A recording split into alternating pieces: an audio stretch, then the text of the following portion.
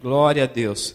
E eu queria compartilhar com vocês aqui um texto da Palavra de Deus, que encontra-se em 1 Coríntios 13. 1 Coríntios 13, é um texto bem conhecido. Vamos ler o texto aí de 4 a 7, tá bom? Para a gente ganhar tempo. O amor é paciente, é benigno, o amor não arde em ciúmes, não se ufana, não se ensoberbece, não se conduz inconvenientemente, não procura os seus interesses, não se exaspera, não se ressente do mal, não se alegra com a injustiça, mas regozija-se com a verdade. O amor, aqui, tudo sofre, tudo crê, tudo espera, tudo suporta. Põe a mão no teu coração, fecha os teus olhos. Senhor Deus, o Senhor já está no meio de nós, o Senhor já liberou curas, sinais, prodígios, maravilhas nesse lugar, Senhor, e nós queremos te pedir agora, nesse instante, Senhor, que diminua eu, para que tu cresça, Senhor, e que o Senhor flua através dessa palavra, Senhor, trazendo também cura nos relacionamentos, Senhor, que nós precisamos tanto, Senhor. Em nome de Jesus, que eu lhe peço e lhe agradeço. Amém. Glória a Deus. Aleluia. Amém. Esse texto é um texto bem conhecido, texto de 1 Coríntios 13. Eu não vou ministrar especificamente sobre ele. Daqui a pouco a gente vai trabalhar em cima de Efésios 5, de 31 a 33. Mas é um texto que fala do amor. E o que nós entendemos que esse texto ele fala do amor de Deus, do amor ágape. E o que nos muito entristece é que, como essa palavra, infelizmente, ela tem perdido o seu significado. Como essa palavra amor, ela tem se banalizado com o passar do tempo. Como Satanás pegou essa palavra, que é a essência de Deus, que é o próprio Deus, porque a Bíblia diz em João 4,8 que Deus é amor.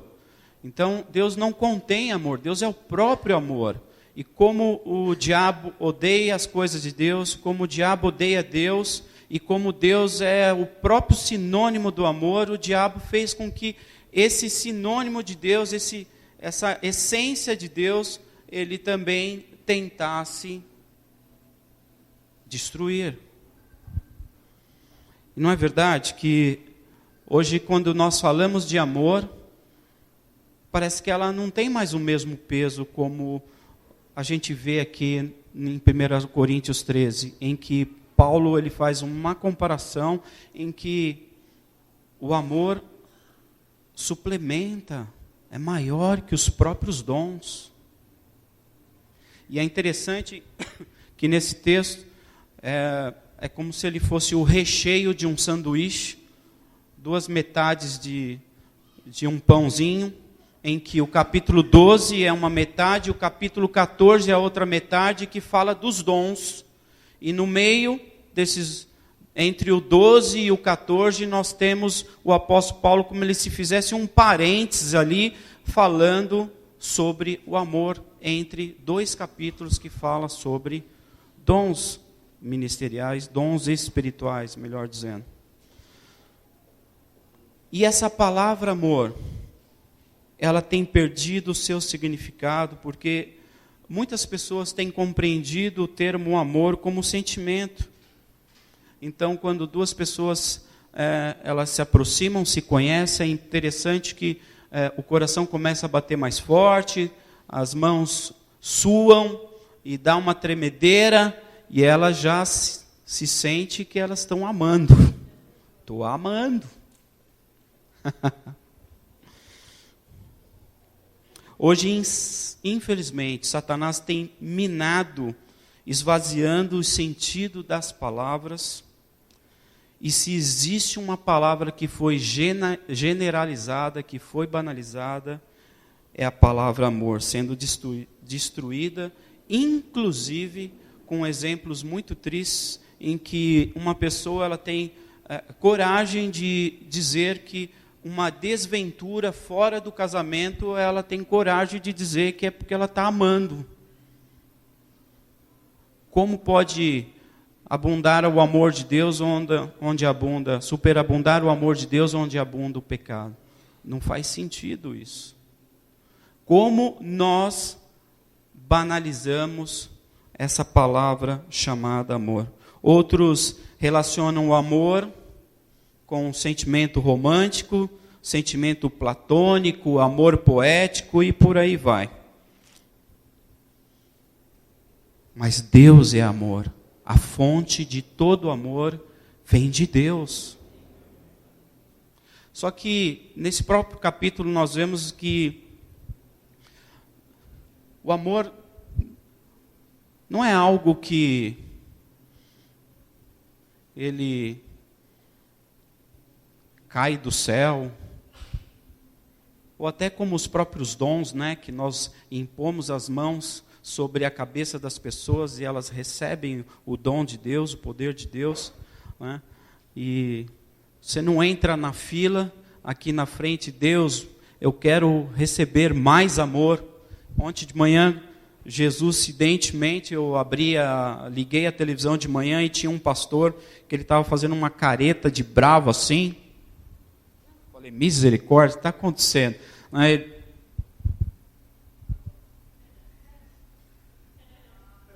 ele estava exemplificando que ele estava pedindo mais amor. E aí depois que ele terminou... Está filmando? Misericórdia. Espero que ninguém ligue nesse ponto. Esse pastor está louco. E aí ele... começou a mandar beijinho para todo mundo. Não é assim, não é bem assim que funciona, né, queridos? Porque o que o próprio apóstolo Paulo mostra nesse texto, que o amor ele tem que ser compartilhado. O amor ele tem que ser vivenciado por meio dos relacionamentos. E é isso que o apóstolo Paulo deixa claro nesse texto. Para que você vai ter os dons?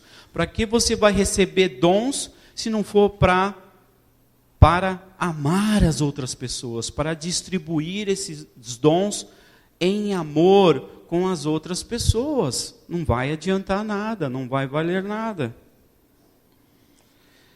Agora, no verso 5 de 1 Coríntios 13, está um fogo aqui, irmãos. Xaramanaia. O texto diz assim, no verso 5, do capítulo que nós acabamos de ler, de 1 Coríntios.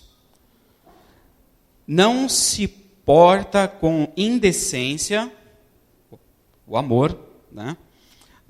Não busca os seus interesses, não se irrita, não suspeita mal.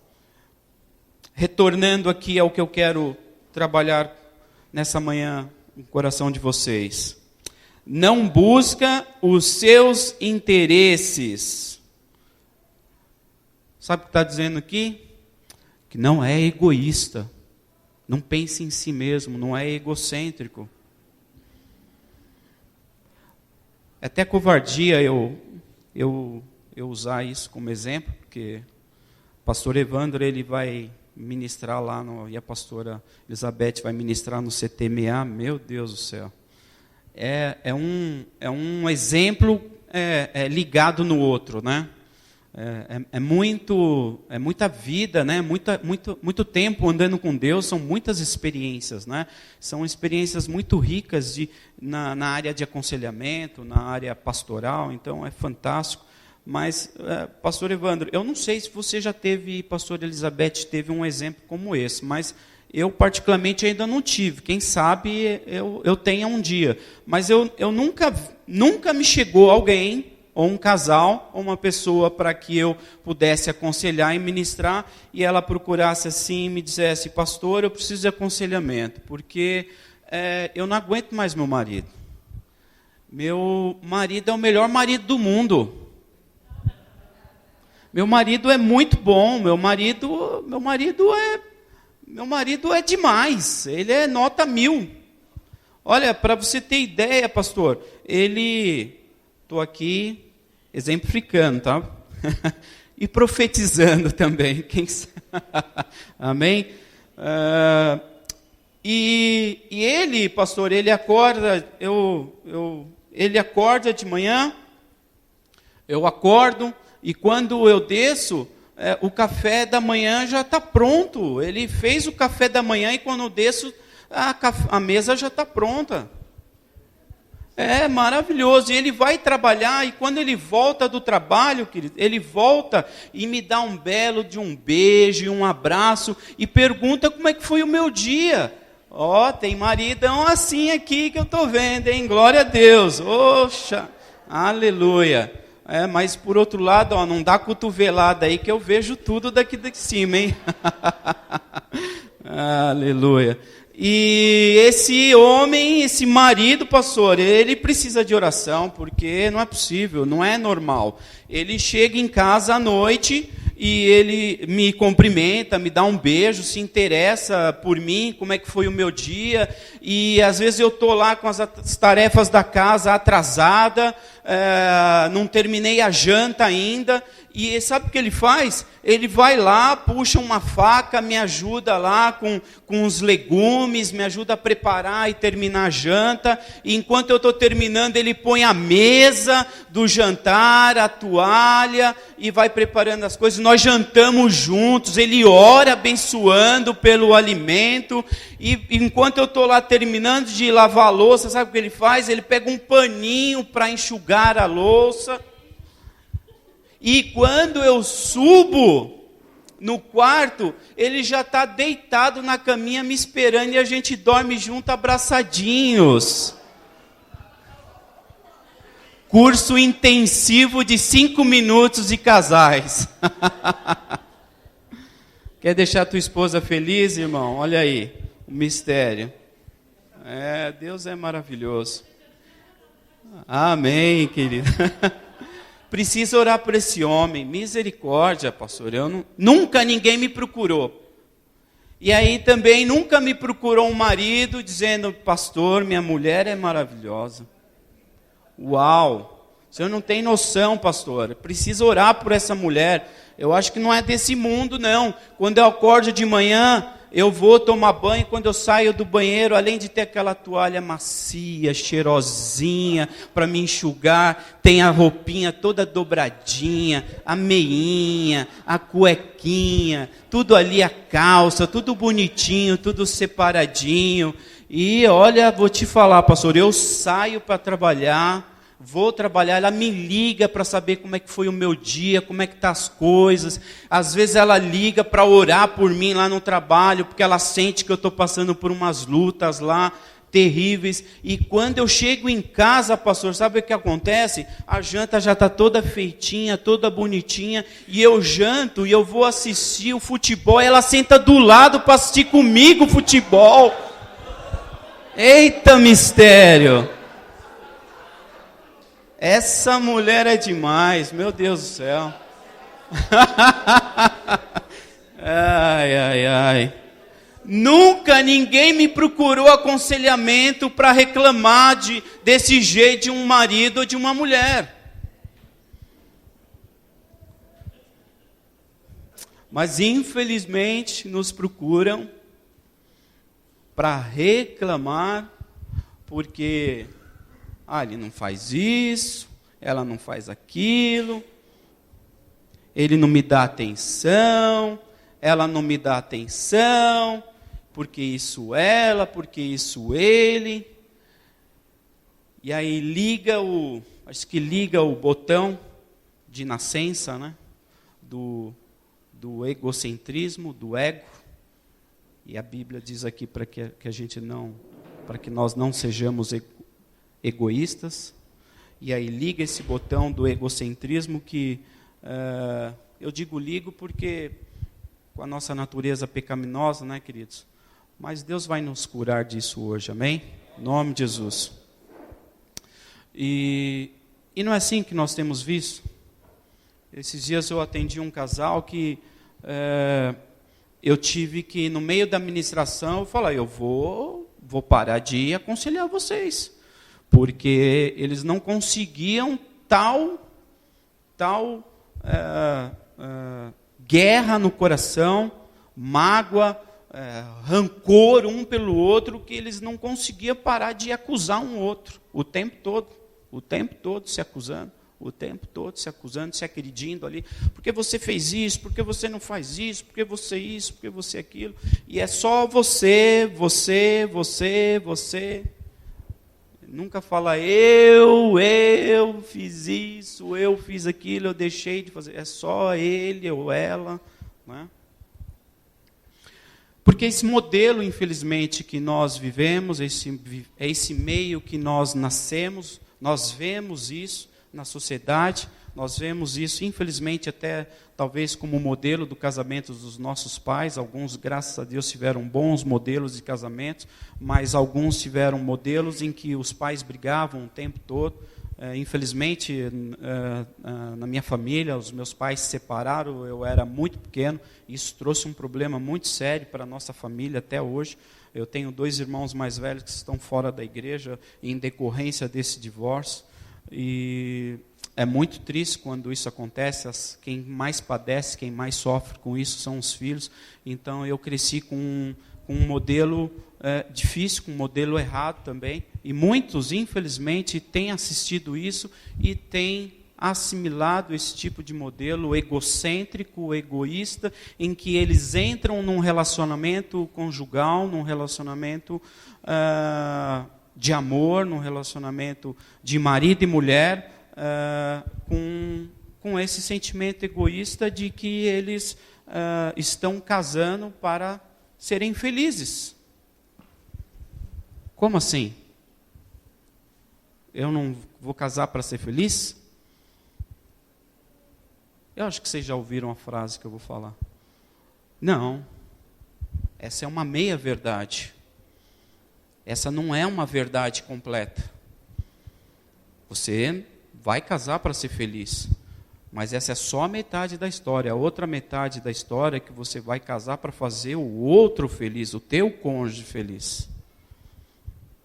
E infelizmente nós casamos, nós nos aliançamos e só queremos o melzinho na rede, sendo servido. Aquela música da Aline Barros, teu tudo é teu tudo é teu, é meu tudo é meu tudo é meu. É o centro do universo. E nós, socialmente falando e espiritualmente, nós crescemos com isso dentro dos nossos corações, levamos para os nossos relacionamentos, mas Deus criou um plano, um projeto para matar esse vírus aí, esse bichinho egocêntrico. Aleluia, viu um amém. Amém. E esse antivírus, esse projeto de Deus para matar esse bicho do egoísmo, sabe como chama? Casamento. É casamento. Aí, a pessoa vai entender que Deus colocou ele dentro de um mundo, de um projeto, para compartilhar tudo aquilo que ele tem recebido de Deus para o seu cônjuge. E que ele não foi colocado nesse mundo para receber tudo só para ele. E que ele vai entender que ele vai ter que anular a sua carne, vai ter que matar a sua carne, porque ele tem que amar alguém e não ser somente amado. Quantos aqui são namorados? Estão namorando ou estão em amizade especial? Pode levantar. Ou noivados, noivos ali, ó, tem mais noivos aqui. Fique em paz, vai melhorar, tá? Antes de vocês desistirem aí, tá? Agora, olha que interessante. Se ainda assim, esta pessoa, esse homem, essa mulher não entendeu que esse projeto de Deus anti-egoísta, ele não entendeu que o casamento é um projeto anti-egoísta, e ele casou, e ele continua sendo egoísta nas suas atitudes, dentro do seu casamento, aí Deus lança o projeto anti-egoísta 2, ou ele faz um upgrade lá daquele software lá anti-egoísta, ele lança o 2, e esse software, esse programa, esse projeto anti-egoísta 2, chama-se filhos. Então, se com o casamento ele não entendeu que ele tem que dividir o seu amor com alguém, ele com os filhos, ele vai ter que, na marra, entender que ele tem que dividir o amor dele, a atenção dele, o dinheiro dele, o carro dele, os bens dele, com os seus filhos. Quantos estão me entendendo aqui? Vocês estão tão quietinhos. Vamos ler Efésios 5, de 31 a 33.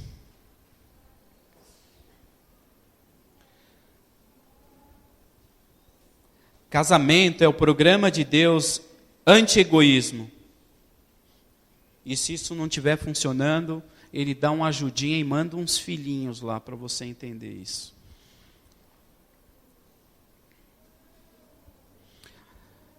Por isso deixará o homem... Vou do início, todos acharam? Amém? Por isso deixará o homem seu pai e a sua mãe, e se unirá à sua mulher, e serão os dois uma só carne. 32. Grande é esse mistério, mas eu me refiro a Cristo e à igreja. Assim também vós, cada um em particular. E agora o 33, que é o verso principal aqui. Ame a sua própria mulher como a si mesmo, e a mulher respeite o seu marido. Então, eu gosto dessa tradução, e eu queria enfatizar aqui o versículo que a gente vai trabalhar. O homem ame a sua própria mulher, e a mulher respeite o seu marido.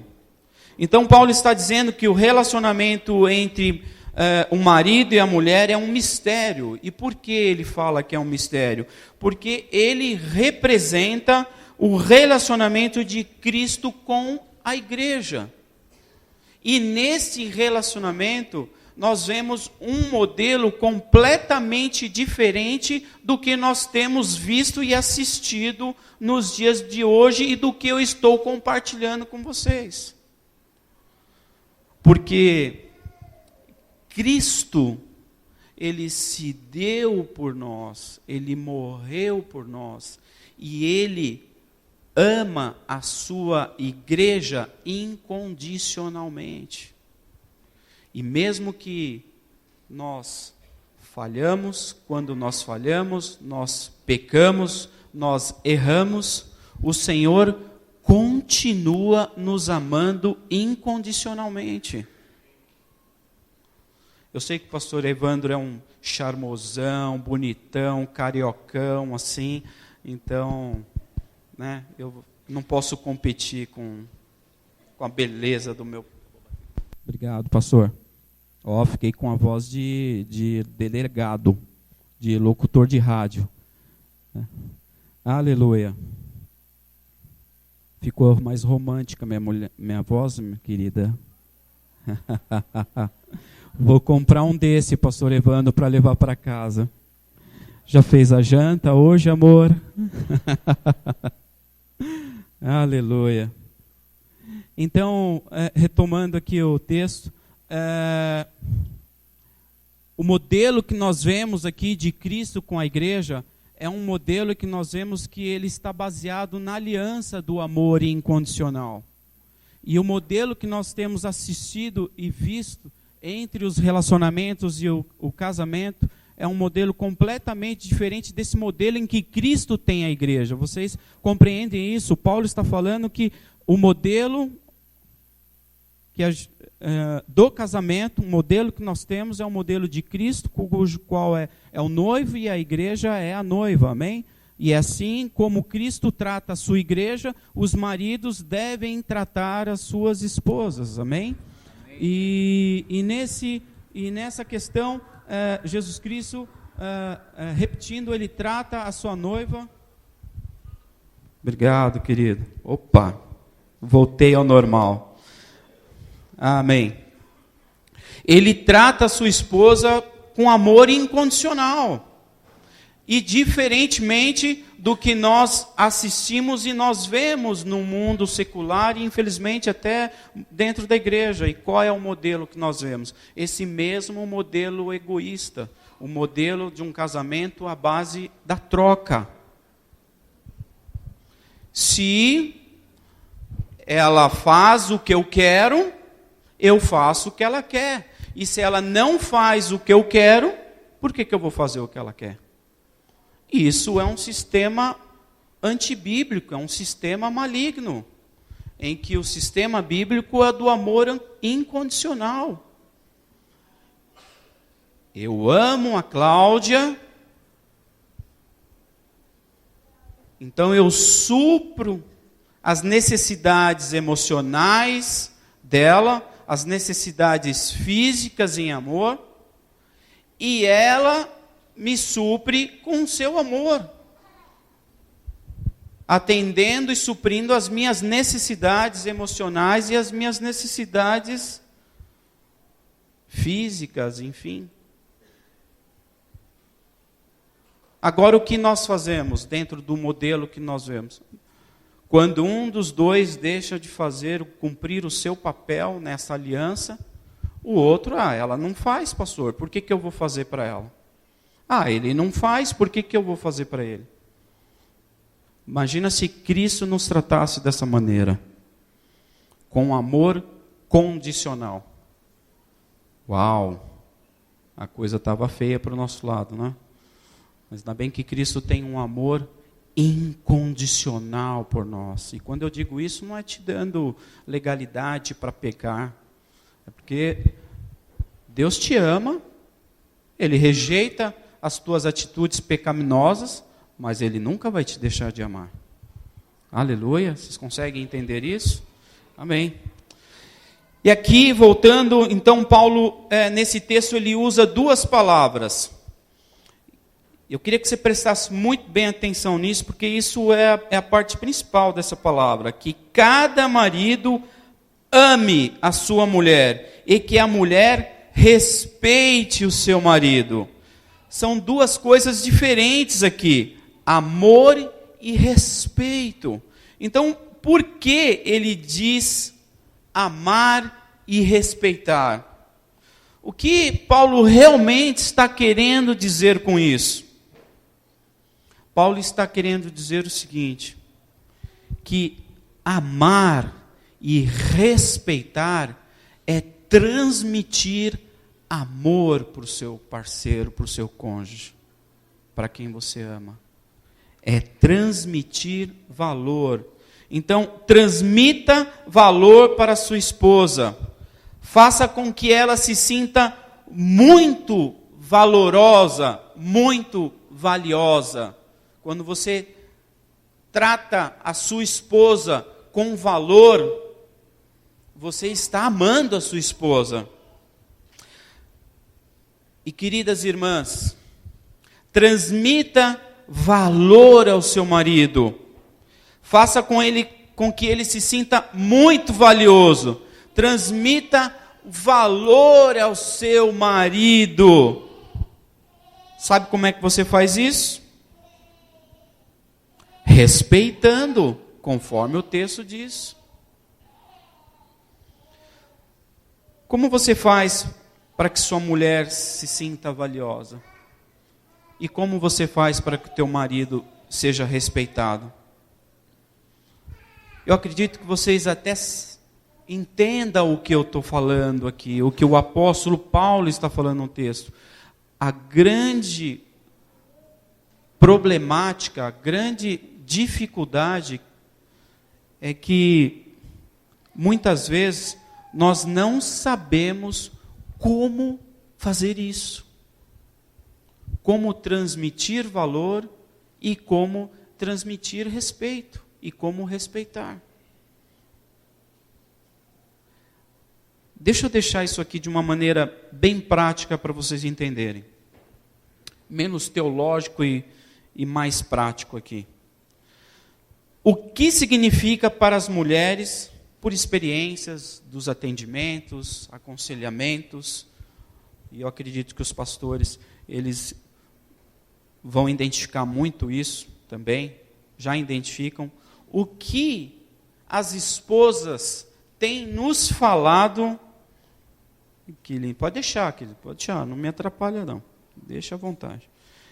O que as esposas têm falado com muitas esposas, e o que nós descobrimos, o que significa amor para as mulheres. Eu vou ler aqui para a gente ganhar tempo, tá bom? 1. Amor para as mulheres. Ela é a mais alta prioridade, então significa que o seu marido está pensando muito nela. O seu marido pensa muito na sua esposa. A sua esposa não sai do coração do seu marido. Segunda coisa que o amor significa para a mulher é que o seu marido tem conhecimento dos seus sentimentos, do sentimento dela, e se importa com os sentimentos dela. É assim que a mulher, varão de fogo, abençoado, recebe, entende e interpreta o teu amor por ela. É assim que ela se sente amada. Quando ela entende que ela, melhor dizendo, faz parte de você. Que ela está protegida nos teus sentimentos. E que você entende os sentimentos dela e se importa com os sentimentos dela. Pense nisso que eu vou exemplificar para vocês aqui a historinha. De como isso pode ser comum para você, para vocês.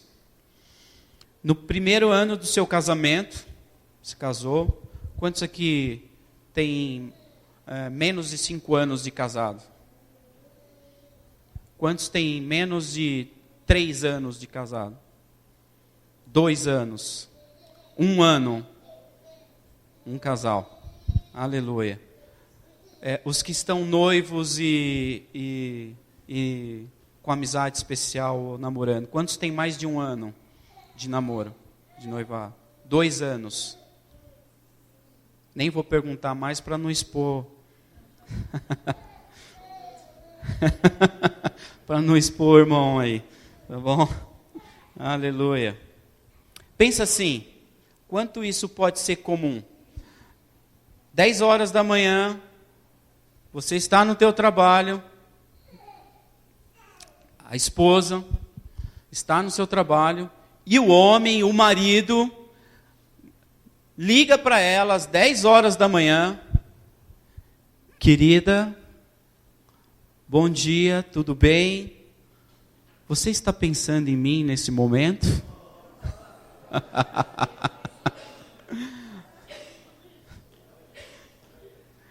Quantos acham que isso é comum? Pode ser comum. Estou falando no primeiro ano do casamento, hein? É zero essa possibilidade. É quase zero essa possibilidade.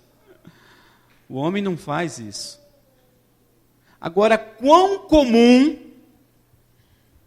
é você, varão, estar no teu trabalho às 10 horas da manhã e toca o telefone, no meio das tuas atividades, o teu chefe te cobrando por aquele relatório, está pegando fogo lá na empresa e às 10 horas da manhã a tua querida esposa te liga e ela fala assim: querido, você está pensando em mim nesse momento?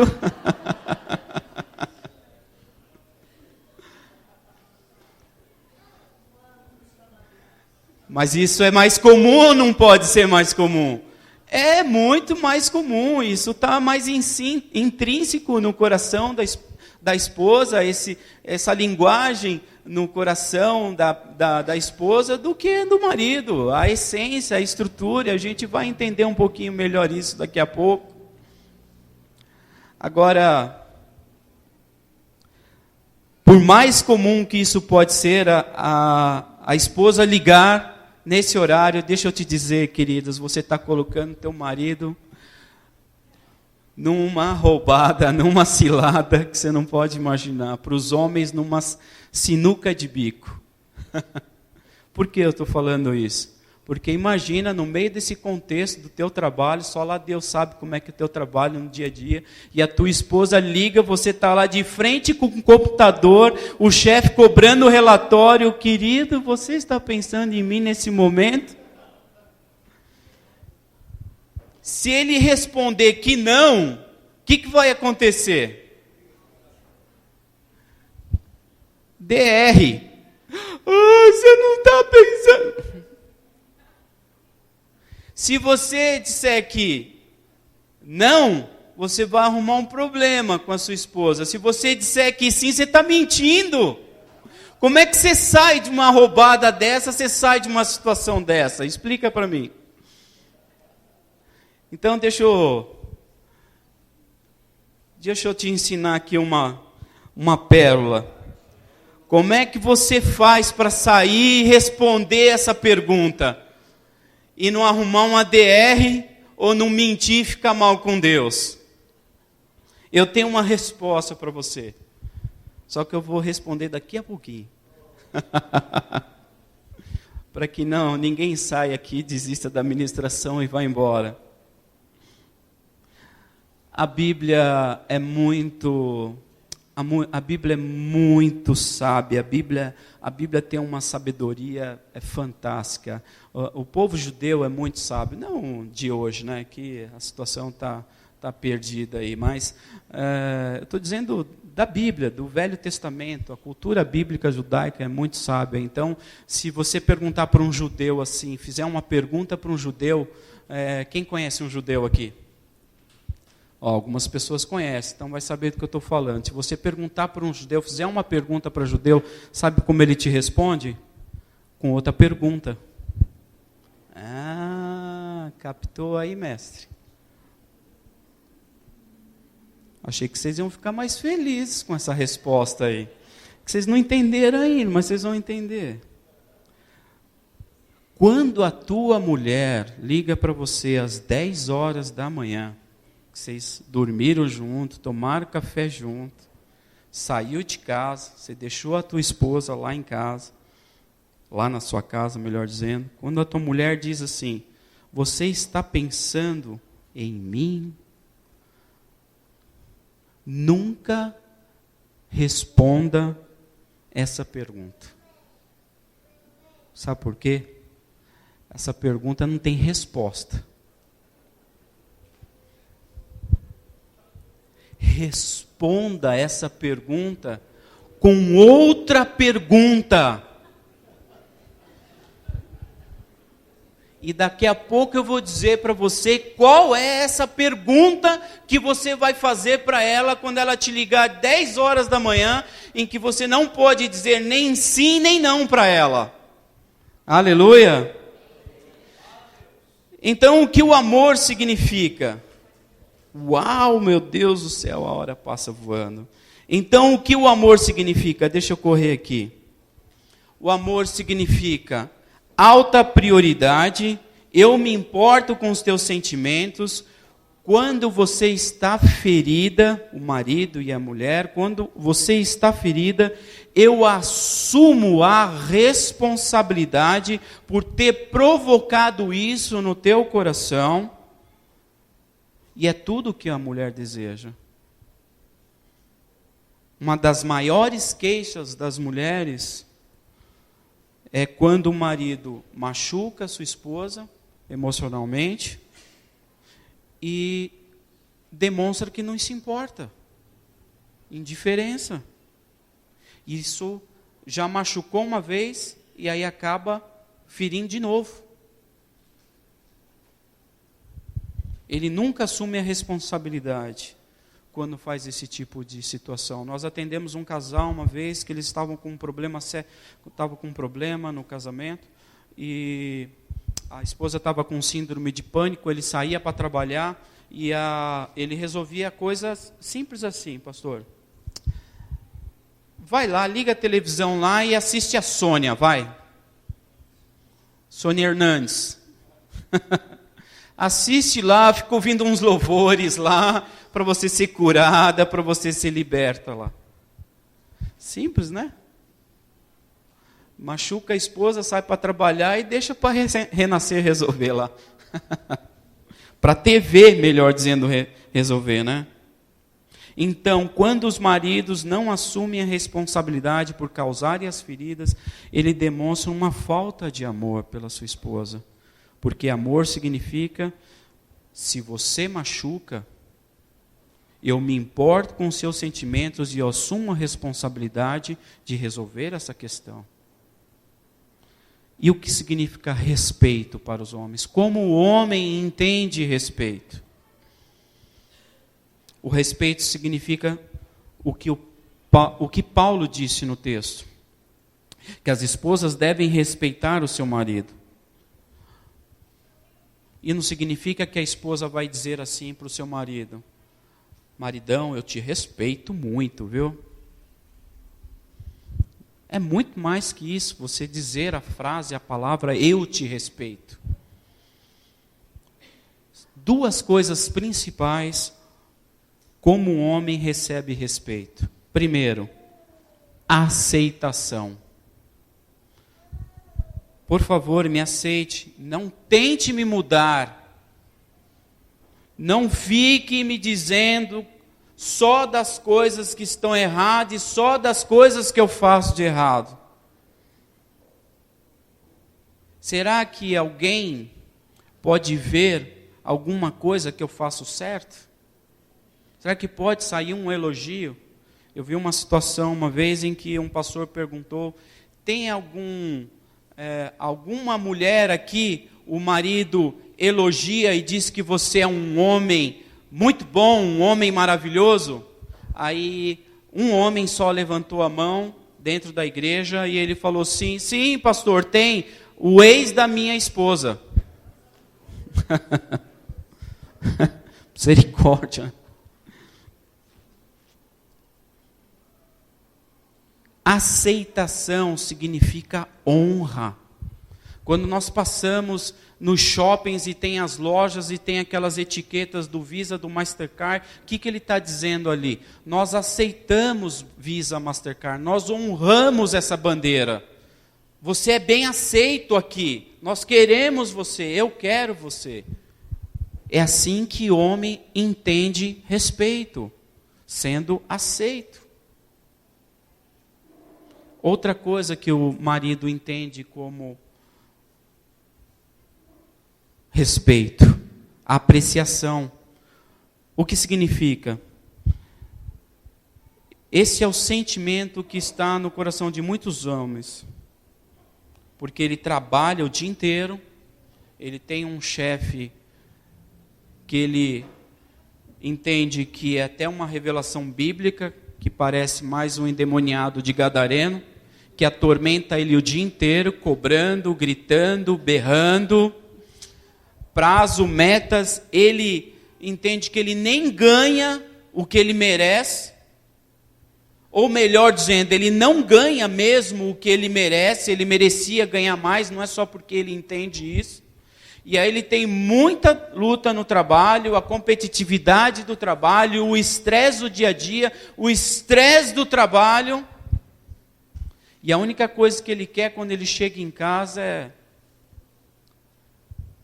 querido, eu não sei como foi o seu dia, eu sei que você chegou quieto, eu acho que as coisas não foram muito bem lá no teu trabalho, mas eu quero dizer que eu te amo, você é precioso para mim. Obrigado por você trabalhar duro, dar duro pela nossa família. Porque eu sei que se não fosse a nossa família, você já teria largado esse emprego. Você faz isso porque você tem a responsabilidade e amor por nós, por manter a casa e dar esse conforto que a gente precisa. E o marido chega em casa e sabe o que ele recebe? Quando é que você vai assumir o sacerdócio dessa casa, homem? Quando você vai orar por mim? Você vai orar pelas crianças? Quando você vai ser um sacerdote de verdade nessa casa? Isso é aceitação? Misericórdia. Acordei alguns aí, né, que estavam dormindo. Foi de propósito. O que um marido gostaria de ouvir das suas esposas, dos seus filhos? Uma palavra muito simples: obrigado.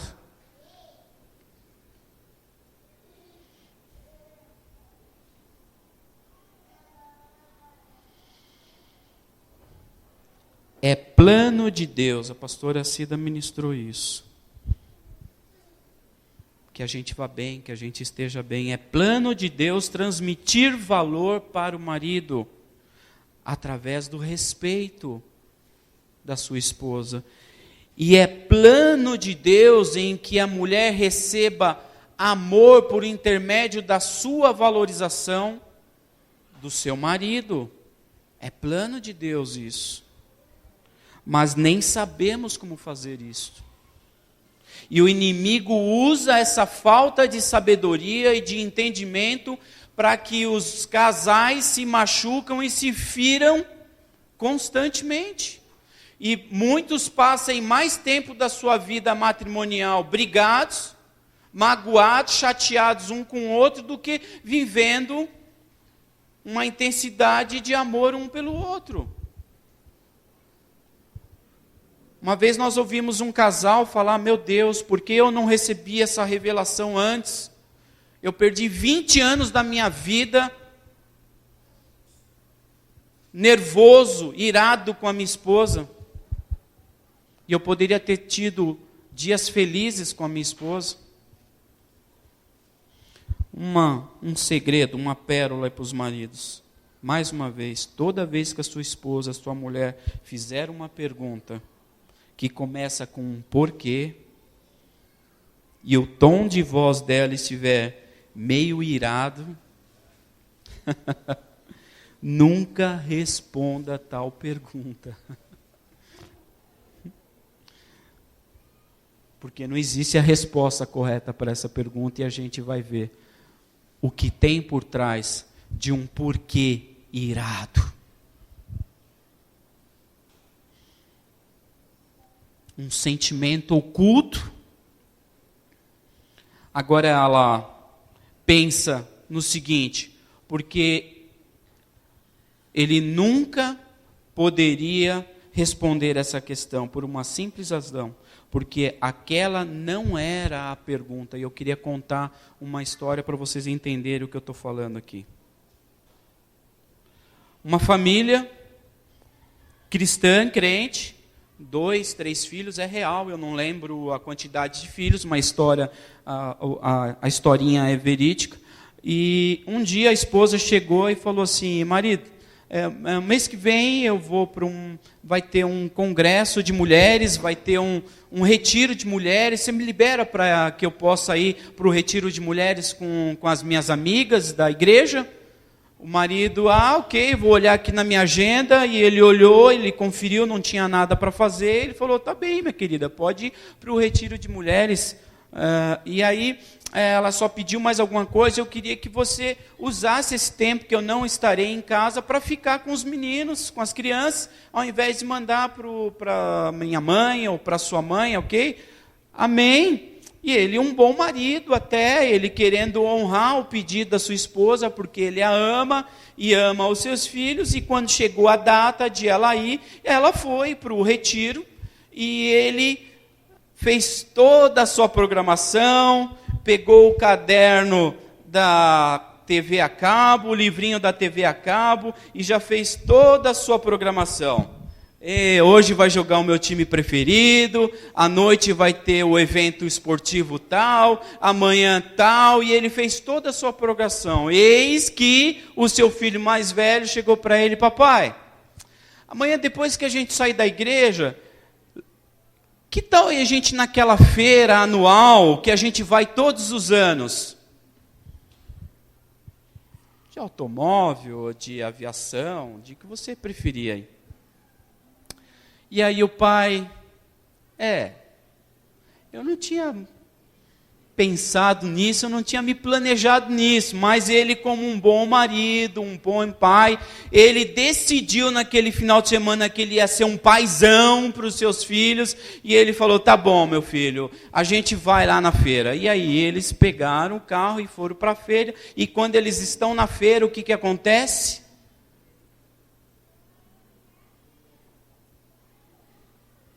(10 horas da manhã na feira), eis que te digo, a esposa liga: querido, tudo bem?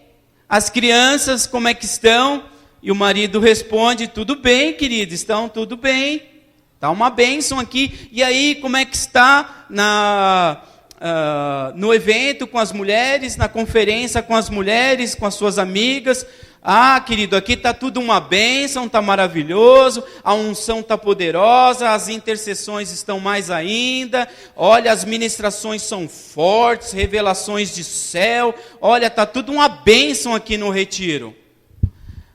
Amém, minha querida esposa, que bênção então. E aí, eis que ela pergunta para ele, ela escuta um som de fundo e ela pergunta: você levou os meninos para o parque? Aí ele falou: não, querida, eu não estou no parque. Eu levei os meninos para a feira. Como assim? A feira anual que nós vamos todos os anos juntos em família. Você levou as crianças para a feira anual e não me levou?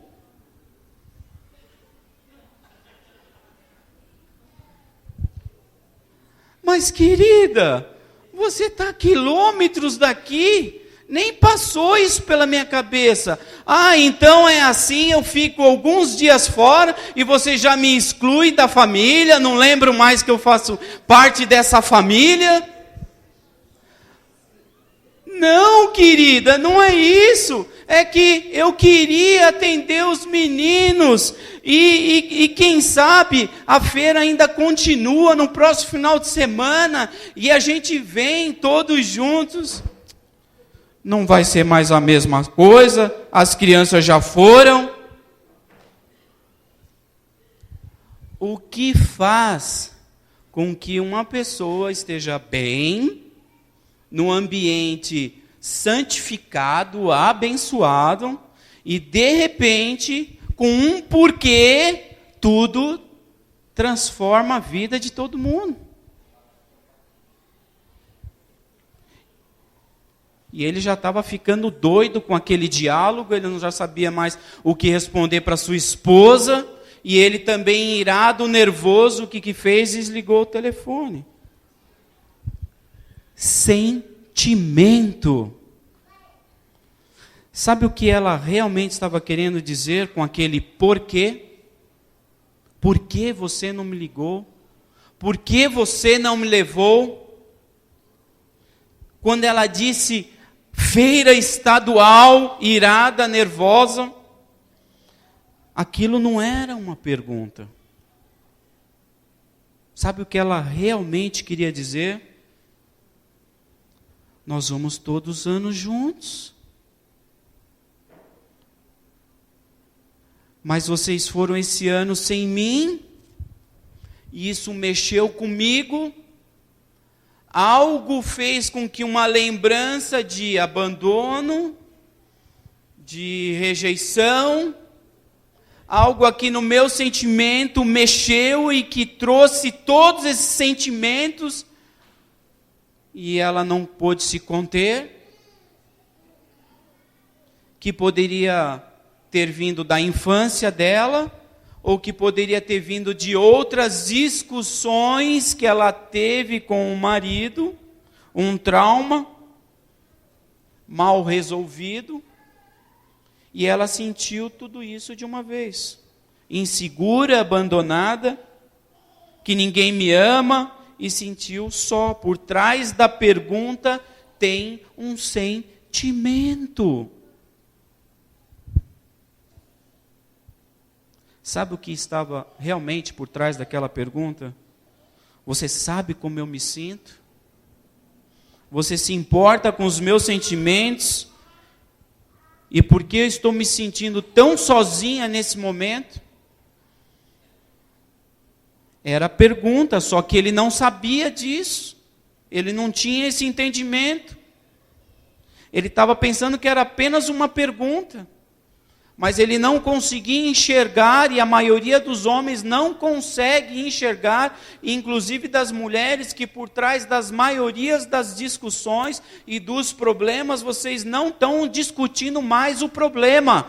O problema já ficou no passado, vocês estão discutindo algo que está provavelmente disparando, startando, como uma arma carregada, e vocês estão caindo numa cilada, bem arquitetada e bem armada por Satanás.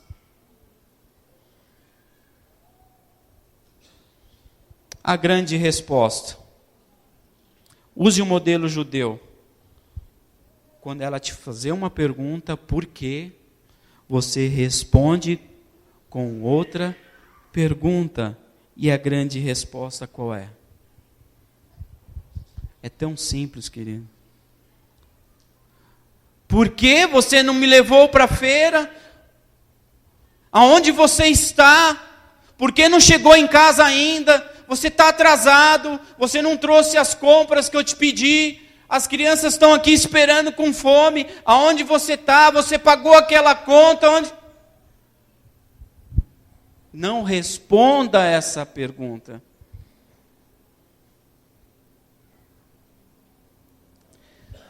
Responda com outra pergunta. Querida, você está se sentindo sozinha? E você me ligou porque você está aflita, porque você está nervosa, preocupada com alguma coisa, por isso você me ligou. Querida, eu quero dizer que eu já estou chegando em casa, que eu te amo muito, que eu não vejo a hora de chegar e te abraçar e orar com você. Já estou levando as compras. Será que isso pode fazer uma diferença no coração da sua esposa? Será que isso pode fazer uma diferença no coração do seu cônjuge? E que seria uma grande guerra, uma grande discussão, uma grande briga, e ficariam dias sem se falar, sem conversar, e isso ser desarmado instantaneamente, e o diabo perdeu. Quantos estão me compreendendo? Aleluia.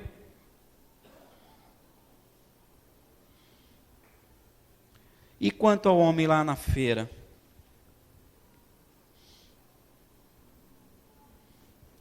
O que aquela mulher queria saber de verdade? Ela não queria saber de feira, queridos. Ela não estava querendo saber de feira, de automóvel. Mulher liga lá para a feira de automóvel. Desde quando mulher se preocupa com carro? A não ser aquele que você dá para ela, com gasolina, tanque cheio, com água, óleo, IPVA pago. Mas ir na feira do automóvel para ficar olhando o carro? Tinha um sentimento por trás daquela situação. E ele não enxergou isso. E ele tentou responder o porquê dela. E aí tudo deu errado. Querida, pelo tom da sua voz, eu sinto que eu te magoei. Eu não sei o que eu fiz. mas você está se sentindo sozinho agora, você não está se sentindo amada, alguma coisa está te preocupando, alguma coisa está roubando a tua paz, você está se sentindo sozinho agora, qual é o sentimento que tem nisso? Se foi eu que te fiz sentir esse sentimento, eu quero te pedir perdão agora, eu quero me retratar e te ajudar a entender por que você está assim. Percebe o que este homem fez? Ele assumiu a responsabilidade, você se importa, você acha que ela vai te perdoar? Você assumiu a responsabilidade e você demonstrou importância. Homens, o problema do coração do homem é que, mulheres, homens, melhor dizendo, o problema do coração do homem é que eles descobrirem que precisam assumir essa responsabilidade diante dos sentimentos da sua esposa. Mesmo que talvez eles não tenham sido o causador. Porque o texto diz, amem as suas esposas. Mulheres, sabe qual é a maior dificuldade dos homens? E é difícil, pastor Elizabeth, as mulheres entenderem e acreditarem nisso. É que o marido não sabia que estava magoando a sua esposa. Na maioria das vezes, o marido não sabe que está magoando a sua esposa. Ah, você está defendendo a classe aí. Deixa eu te dar um exemplo, e para encerrar mesmo, prometo. Você vai ao supermercado fazer umas compras, e quando você entra num corredor, você entra no corredor lá de grãos, você pega lá os grãos, você está com pressa, nem pega um carrinho, e depois você vai nos enlatados, depois você pega uns doces, e sai com os braços cheios de compras, e quando você vai virar no outro corredor, eis que alguém esbarra com você e tudo cai no chão. E você nervosa com aquela situação, você é cego, não olha por onde anda, e a pessoa, é verdade, eu sou cego mesmo. Como você sabia disso? Você é cego? Eu sou cego, inclusive ontem, meu cachorro, meu cão guia, a gente estava atravessando, ele foi atropelado e morreu, e hoje é o primeiro dia que eu saio de casa sem o meu cão guia, então eu ainda estou aqui aprendendo a andar sem meu cão guia, eu quero te pedir desculpa, foi sem querer.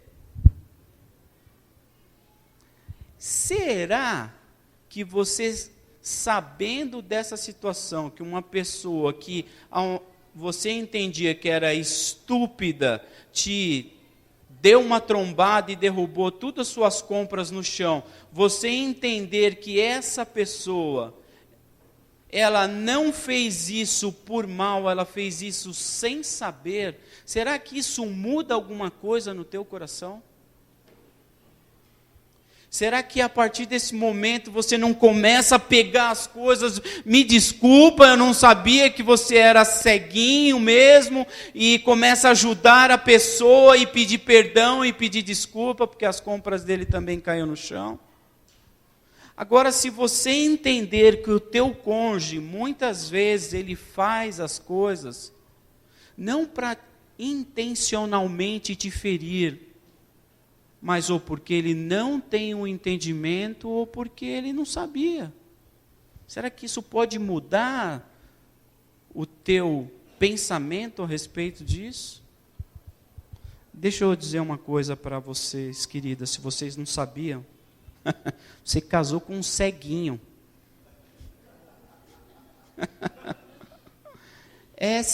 Não sabe, não entende. Não faz por mal, querida. Muitas das vezes ele faz sem a intenção de te ferir.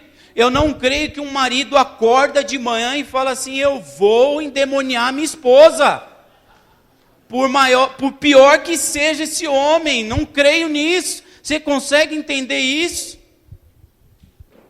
E para finalizar, aleluia, Deus. Diferença, queridos, presta atenção. Existe uma grande diferença entre uma intenção errada e não saber. Há uma grande diferença entre o mal e a cegueira do teu marido ou do teu cônjuge. E eu queria convidá-los a ficar de pé, para a gente orar nesse momento.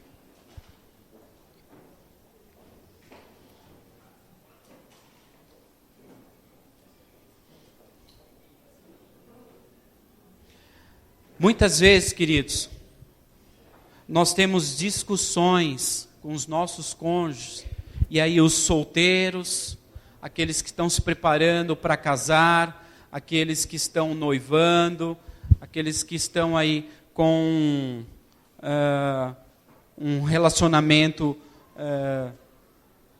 diante de Deus, que entendem que essa vai ser a mãe dos seus filhos, que você não está passando por uma situação de paixonite aguda aí, ou ficante, mas você entende realmente que esta pessoa foi alguém que Deus, o teu Isaac, a tua Rebeca, que Deus te colocou, e isso aconteceu com a minha esposa, e eu creio que isso pode acontecer com você. Você não precisa fazer testes, você não precisa ligar a tua bússola aí, procurando desesperadamente pela tua futura esposa ou pelo teu futuro marido.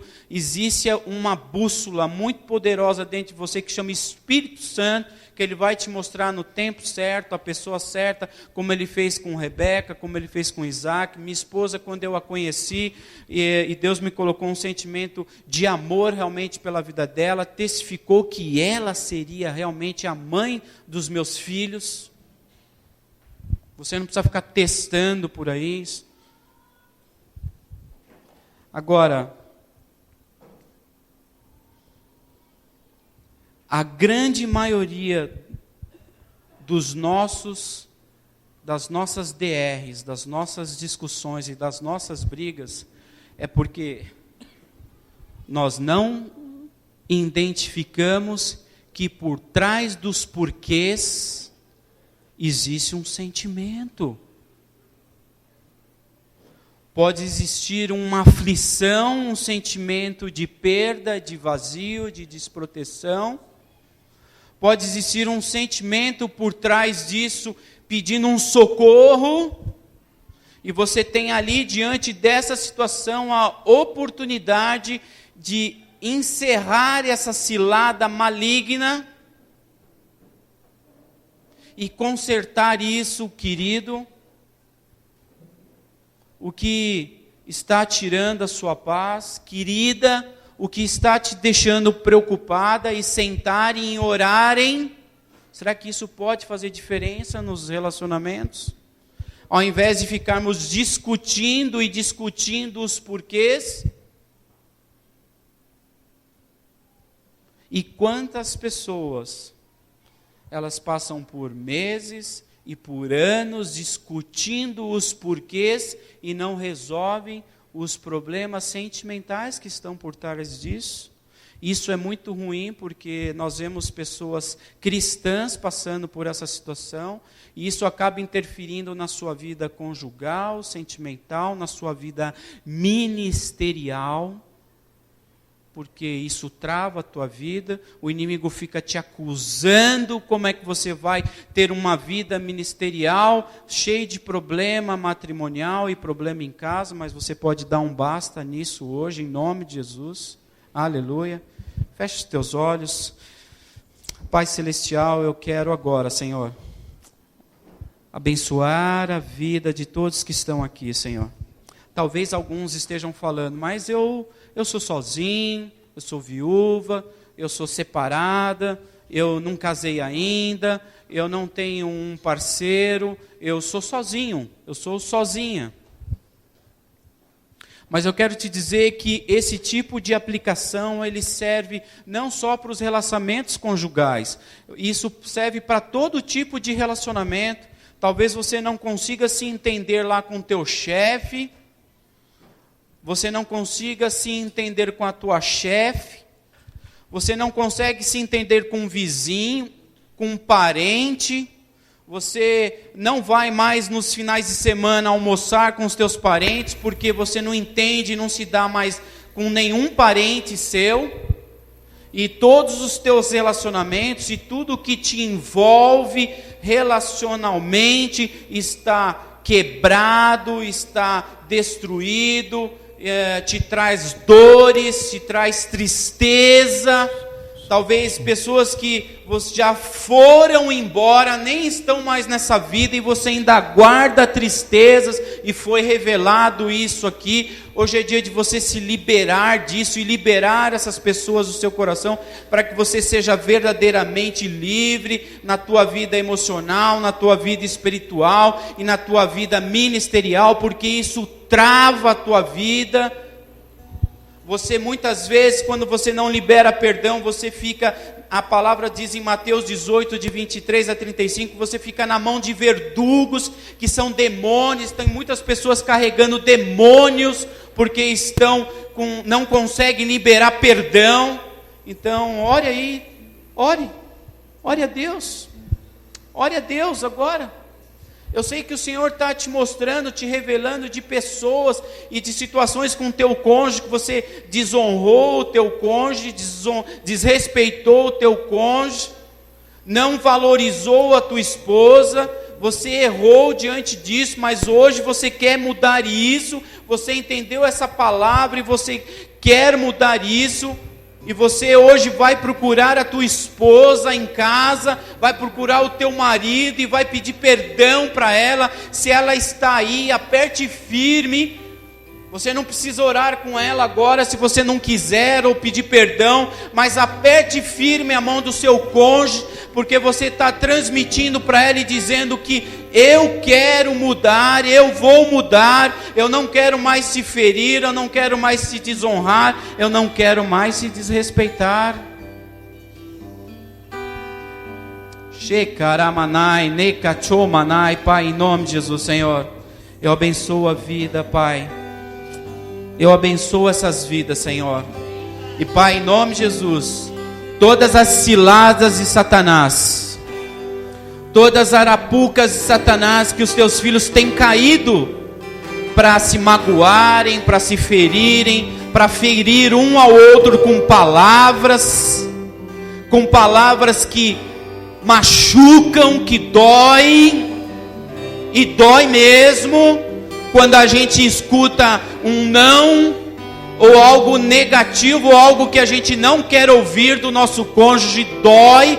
Uma palavra de desvalor, de desrespeito, nos derruba.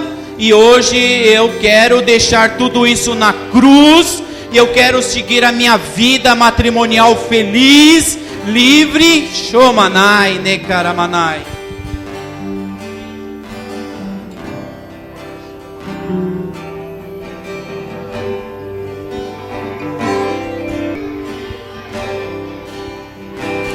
Encha o meu lar com tua presença, só